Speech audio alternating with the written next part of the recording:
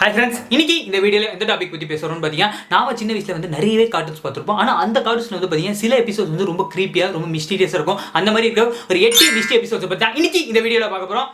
So let's get it. இந்த லிஸ்ட்டில் நான் ஃபர்ஸ்ட் பார்க்க போகிற எபிசோட் என்னன்னு பார்த்தீங்கன்னா ஸ்கேரி லைன்.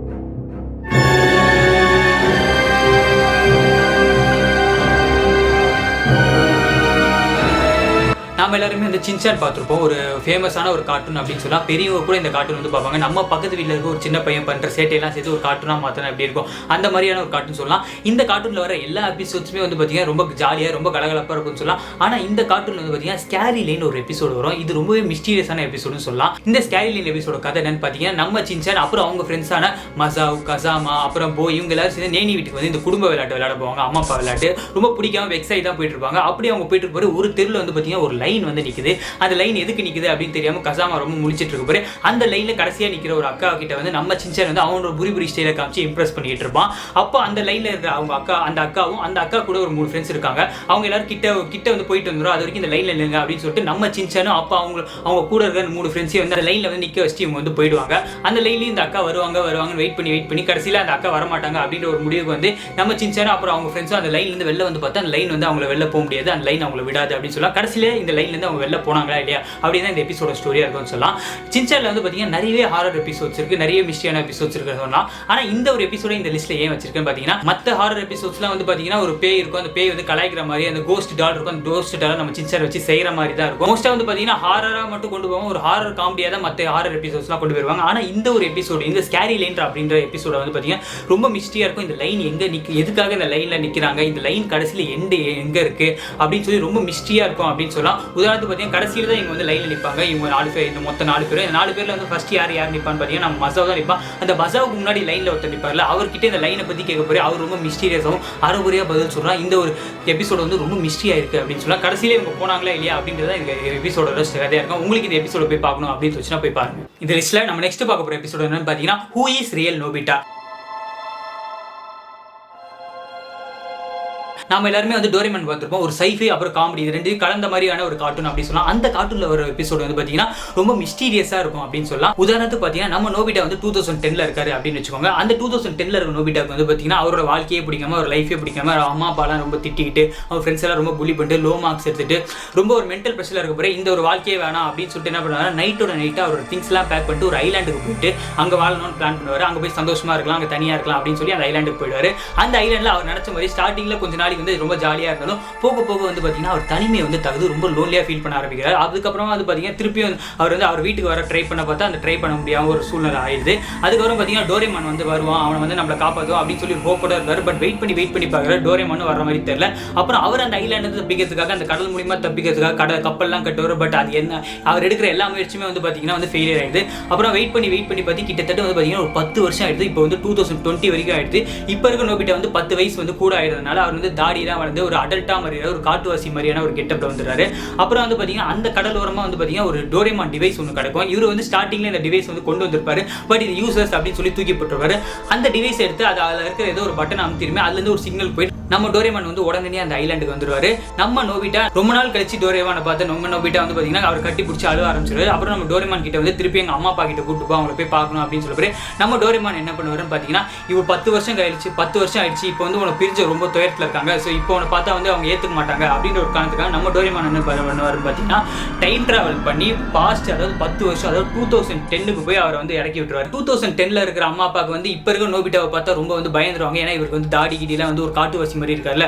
ஸோ நம்ம டோரேமான் என்ன பண்றா பார்த்தீங்கன்னா ஒரு டைம் கர்ச்சீஃப்குள்ள நம்ம நோபிட்டாவை வச்சு அவருக்குள்ள வச்சு அவரோட கெட்டப்பே மாதிரி ஒரு 10 வயசு இளமையா மாற்றிட்டு அதுக்கப்புறமா வந்து பார்த்தீங்கன்னா நம்ம நோபிட்டா வந்து அவங்க அம்மா அப்பாவை போய் கட்டி பிடிக்கிற மாதிரியான ஒரு எபிசோட் தான் இந்த எபிசோட் அப்படின்னு சொல்லலாம். இந்த எபிசோட்ல என்ன மிஸ்டி இருக்கு அப்படின்னு பார்த்தீங்கன்னா, இந்த 2020 அதாவது அந்த ஐலாண்ட்ல இருந்து டைம் டிராவல் பண்ணி வந்த இந்த நோபிட்டா வந்து அவங்க அம்மா அப்பாவை கட்டி பிடிச்சிக்கிற இந்த டைம்ல தான் 2010ல ஒரு நோபிட்டா இருப்பார்ல, அவர் அந்த டைம்ல தான் அங்க இருந்து அவர் வீட்டுல இருந்து கிளம்பி அவர் வந்து அந்த ஐலாண்டுக்கு போற மாதிரி ஒரு நோபிட்டா வந்து அப்பதான் ஐலாண்டுக்கு போவாரு. அந்த ஐலாண்ட்ல 10 வருஷத்துக்கு முன்னாடி இருந்த நோபிட்டா இப்பதான் வருவாரு அப்படின்னு சொல்லலாம். அப்போ நம்ம இவ்வளவு நாளா இந்த கார்ட்டூன்ல பார்த்து ரசிச்ச எல்லா நோபிட்டாவும் வந்து பாத்தீங்கன்னா இந்த 2020ல இருந்து டைம் டிராவல் பண்ண நோபிட்டாவை தான் நம்ம இவ்வளவு வருஷமா பார்த்தோமா அப்படின்னு சொல்லி ஒரு கேள்விக்குறியாவே இந்த ஒரு எபிசோட் வந்து முடிச்சிருப்பாங்க. இந்த லிஸ்ட்ல நம்ம நெக்ஸ்ட் பார்க்க போற எபிசோட் என்னன்னு பாத்தீங்கன்னா 5 scary things at the night school.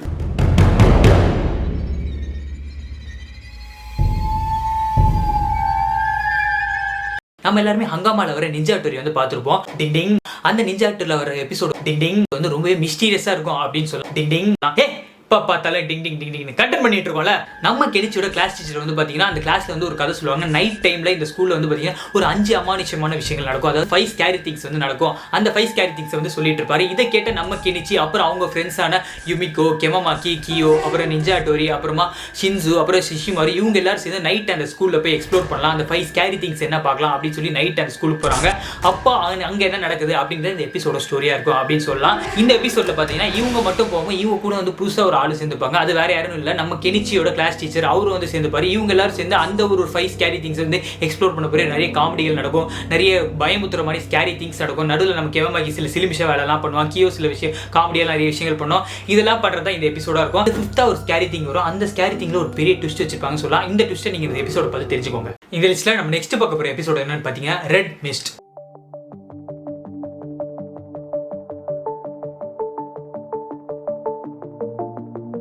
நம்ம எல்லாருமே சின்ன வயசுல வந்து பாத்தீங்கன்னா ஸ்பாஞ்ச் பாப் ஸ்கொயர் பேண்ட்ஸ் அப்படின்ற ஒரு கார்ட்டூன் வந்து பார்த்திருப்போம். அந்த கார்ட்டூன்ல ஒரு எபிசோட் வந்து பாத்தீங்கன்னா ரொம்பவே மிஸ்டீரியஸா ரொம்ப கிரீப்பியா இருக்கும் அப்படின்னு சொல்லலாம். இந்த ரெட் மிஸ்ட் எபிசோட கதை என்னன்னு பாத்தீங்கன்னா நம்ம ஸ்குட்வேர்ட் இருப்பாரு. அந்த ஸ்குட்வேர்ட் வந்து பாத்தீங்கன்னா ஒரு ஸ்டேஜ்ல வந்து பெர்ஃபார்ம் பண்ணணும் அப்படின்னு சொல்லி அவர் வந்து கிளாரினெட் வாசிப்பாரு. அந்த கிளாரினெட்டை வந்து பெர்ஃபார்ம் பண்ணணும் அப்படின்னு சொல்லி அந்த கிளாரினெட்டை வாசிச்சு வந்து நிறைய பிராக்டிஸ் பண்ணி வச்சிருப்பாரு. அப்புறம் அவர் ஸ்டேஜ்ல பெர்ஃபார்ம் பண்ற அந்த டைம் வருது. அவர் போய் ஸ்டேஜ்ல பெர்ஃபார்ம் பண்ண ஆரம்பிப்பாரு.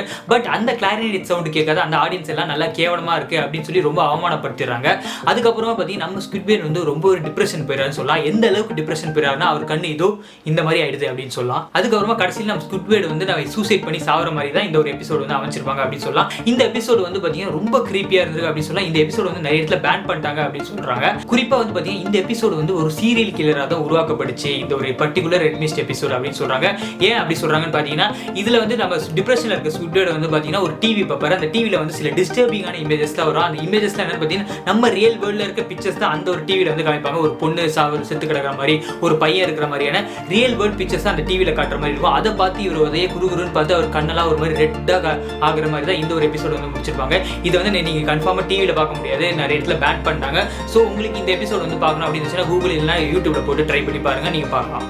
இந்த லிஸ்ட்ல நம்ம நெக்ஸ்ட் பார்க்க போற எபிசோட் என்னன்னு பாத்தீங்கன்னா ஏலியன் டாம்.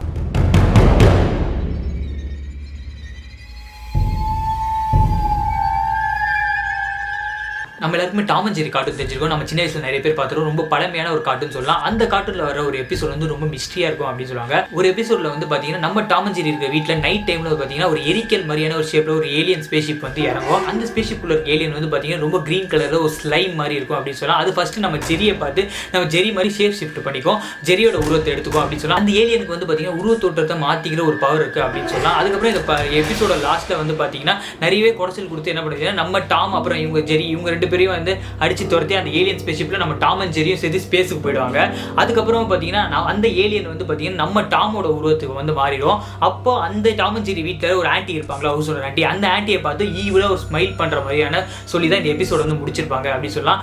இந்த எபிசோட் வந்து ஏன் மிஸ்ட்ரி அப்படின்னு சொல்றேன்னு பாத்தீங்கன்னா இதுல வந்து பாத்தீங்கன்னா கடைசியில் ஒரு ஈவில் ஸ்மைல் கொடுக்கும். டாம் உருவத்தில் இருக்கிற அந்த ஏலியன் வந்து பாத்தீங்கன்னா அந்த ஹவுஸோட ஆன்டியை பார்த்து ஒரு ஈவில் ஸ்மைல் வந்து கொடுக்கும். அது வந்து பாத்தீங்கன்னா அந்த ஆன்டியை வந்து ஏதோ ஒன்று பண்ண போது, அதாவது ஹியூமன்ஸ்க்கு ஏதோ ஒன்று பண்ண போது, அந்த ஏலியன் இந்த ஹியூமனிட்டிக்கு ஏதோ ஒரு த்ரெட்னிங் கொடுக்க போது அப்படின்னு சொல்ற மாதிரி இந்த எபிசோட் வந்து முடிச்சிருப்பாங்கன்னு சொல்லலாம். நிறைய பேர் நிறைய சின்ன பசங்க வந்து இது பாத்தீங்கன்னா இந்த ஒரு எபிசோட வந்து பார்க்காம நிறைய இடத்துல வந்து பேன் பண்ணாங்க. நிறைய சின்ன பசங்க வந்து நம்ம டாம் வந்து இப்படி பார்க்க முடியல. டாம் அண்ட் ஜெர்ரி இது ரொம்ப கிரீப்பியான எபிசோடு. இதெல்லாம் நிறைய சின்ன பசங்க பார்த்து பயந்துட்டு நம்ம டாம் இப்படி மாத்திட்டாங்க, ரொம்ப ஈவிலா மாத்திட்டாங்க அப்படின்னு சொல்லி நிறைய இடத்துல இந்த பிளான் பண்ணிட்டாங்க அப்படின்னு இதை பத்தி பேசப்படுது. உங்களுக்கு இந்த எபிசோட் வந்து போய் பார்க்கணும் அப்படின்னு தோணுச்சுன்னா போய் பாருங்க. இந்த லிஸ்ட்ல நம்ம நெக்ஸ்ட் பார்க்க போற எபிசோட் என்னன்னு பாத்தீங்கன்னா ஷிண்டு டேக்ஸ் ஓவர் தி வேர்ல்ட்.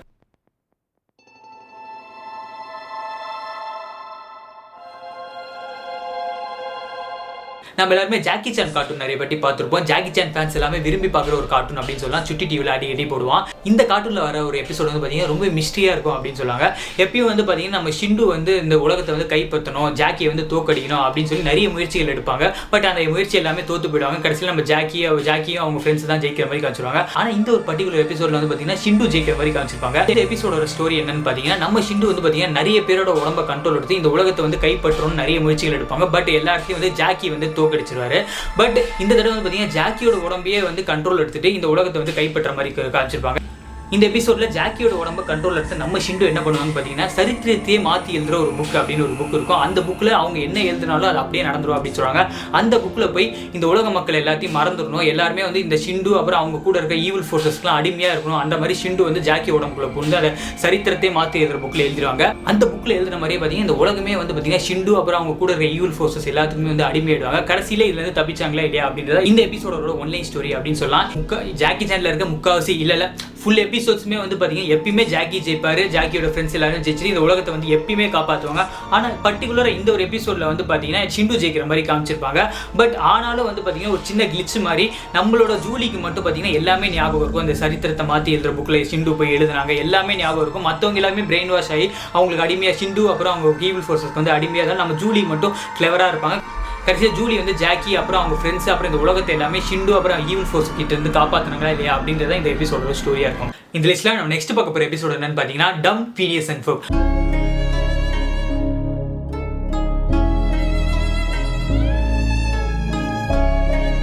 நம்ம எல்லாருக்குமே பீனியஸ் அண்ட் ஃபர்ப் அப்படின்ற ஒரு கார்ட்டூன் இருக்குது தெரியும். ரொம்ப கிரியேட்டிவான ரொம்ப இமேஜினேட்டிவான ஒரு கார்ட்டூன் அப்படின்னு சொல்லலாம். இதில் வந்து பார்த்தீங்கன்னா நம்ம கேண்டிஸ்க்கு வந்து நம்ம பீனியஸ் அண்ட் ஃபர்ப் வந்து நிறைய வாட்டி மாட்டி விடுவாங்க. நம்ம பீனியஸ் அப்புறம் ஃபர்ப் வந்து பார்த்தீங்கன்னா நிறைய இன்வென்ஷன்ஸ்லாம் நிறைய கண்டுபிடிப்பாங்க. அதை நிறைய வாட்டி நம்ம கேண்டிஸ் வந்து அவங்க அம்மா அப்பா கிட்ட போட்டு கொடுப்பாங்க. பட் எல்லா டைம்லையும் நம்ம பீனியஸ் அண்ட் ஃபர்ப் வந்து ஏதோ சில இன்சிடென்ட்ஸ் வந்து எப்பயுமே தப்பிச்சிருவாங்க. ஆனால் இந்த எபிசோடில் வந்து பார்த்தீங்கன்னா நம்ம கேண்டிஸ் வந்து அவங்க பண்ண இன்வென்ஷன்ஸ் எல்லாம் காமிச்சு நம்ம அம்மா அப்பா கிட்ட போட்டு கொடுத்துருமே அவங்க அம்மா அப்பா என்ன பண்ணுவாங்க பார்த்தீங்கன்னா நம்ம பீனியஸ் அண்ட் ஃபர்ப் அவங்க பசங்களானா அந்த பீனியஸ் அண்ட் ஃபர்ப் வந்து ரொம்ப அப்நார்மலாக இருப்பாங்க, ரொம்ப சயின்டிஃபிக்காக ரொம்ப கிரியேட்டிவாக யோசிக்கிறாங்க. அதனால சொல்லி அவங்க வந்து ஒரு மென்டல் ஸ்கூல்ல வந்து சேர்த்துருவாங்க அப்படின்னு சொல்லலாம். அந்த ஸ்கூல்ல யாரெல்லாம் போய் சேருவாங்க பார்த்தீங்கன்னா ரொம்ப ஹைப்பர் ஆக்டிவா இல்லை ரொம்ப அப்நார்மலா இருக்கிற கிட்ஸை தான் சேருவாங்க. அந்த ஸ்கூல் என்ன பண்ணுவாங்க பார்த்தீங்கன்னா இந்த மாதிரி ஹைப்பர் ஆக்டிவா இல்லை ரொம்ப அப்நார்மலா இருக்க கிட்ஸ் எல்லாம் வந்து பார்த்தீங்கன்னா பிரெயின் வாஷ் பண்ணி ஒரு அடிமையா இல்லை ரோபோட்டா மாத்திடுவாங்க. அந்த ஸ்கூலுக்கு போய் அவங்க கடைசி பீனியஸ் அண்ட் ஃபர்ப் என்னானாங்க அப்படின்றத இந்த எபிசோடோட ஸ்டோரி அப்படின்னு சொல்லலாம். இந்த எபிசோடு வந்து ரொம்ப கிரீப்பியான ஒரு எபிசோடுன்னு சொல்லலாம். பீனியஸ் அண்ட் ஃபர்ப்ல எந்த அளவுக்கு கிரீப்பின்னு பார்த்தீங்கன்னா ரொம்ப கிரியேட்டிவா இருக்க நம்ம பீனியஸ் அண்ட் ஃபர்பே ஒரு கடைசியில் ஒரு ரோபோட்டா மாத்திர ஒரு ரோபோட் லைஃபுக்கு அடாப்ட் ஆன மாதிரி காமிச்சிருப்பாங்க. உதாரணத்துக்கு ஒரு சீன் என்ன நம்ம கேண்டிஸ் தான் வந்து அவங்க அம்மா அப்பா கிட்ட போட்டு கொடுத்து நம்ம பீனியஸ் அண்ட் ஃபர்ப் வந்து அந்த மென்டல் ஸ்கூலுக்கு வந்து அமைச்சிருப்பாங்க. கடைசியில் பார்த்தீங்கன்னா நம்ம கேண்டிஸ்க்கே ஒரு கட்டத்தில் புரிய ஆரம்பிப்போம் நம்ம பீனியஸ் அண்ட் ஃபர்ப் இருந்தாங்க தான் லைஃப் வந்து ஒரு அளவுக்கு ஜாலியாக இருந்துச்சு. கேண்டிஸோட லைஃப்ல வந்து பார்த்தீங்கன்னா பீனியஸ் அண்ட் ஃபர்ப் அவங்க இன்வென்ஷன்ஸ் கிரியேட்டிவ்னஸ் தான் ஒரு பார்ட்டாக இருந்தது. அவங்கள வந்து ஸ்கூலுக்கு மென்டல் ஸ்கூலில் சேர்த்துக்குமே ரொம்ப மிஸ் பண்ண ஆரம்பிச்சிருப்பாங்க. கடைசியில் கேண்டிஸே மனசு மாதிரி அந்த ஸ்கூல்ல இருந்து அவங்களை கூட்டு வரலாம் அப்படின்னு சொல்லி நம்ம கேண்டிஸ் வந்து அந்த மென்டல் ஸ்கூலுக்கு வந்து போவாங்க. அப்போ பிரெயின் வாஷ் பண்ணப்பட்டு நம்ம பீனியஸ் அண்ட் ஃபர்ப் எப்படி இருப்பாங்க பேசுவாங்க அப்படின்னு பார்த்தீங்கன்னா ஸ்கூலை விட்டு வெளில போகக்கூடாது, எஸ்கேப் ஆகுது ரொம்ப தப்பான விஷயம், நம்ம அதிகமாக நின்று பேசக்கூடாது, ஒரு ரோபோட்டான லைஃப் தான் வாழணும், வெளிலவே போகக்கூடாது, நம்ம அவங்க சொல்கிற வேலையை தான் செய்யணும். இந்த மாதிரி வந்து பார்த்தீங்கன்னா ரோபோட் மாதிரியே பேச ஆரம்பிச்சிருவாங்க. இதை பார்த்து கேண்டிஸே ரொம்ப பயந்துருவாங்க. இந்த எபிசோட் வந்து பீனியஸ் அண்ட் ஃபர்ப்ல ஒரு ஒன் ஆஃப் தி கிரீப்பியஸ்ட் எபிசோட் அப்படின்னு சொல்லலாம். இந்த லிஸ்ட்ல நம்ம லாஸ்ட்டாக பார்க்க போகிற எபிசோட் என்னன்னு பார்த்தீங்கன்னா இட்ஸ் ஆல் அண்டர் கண்ட்ரோல்.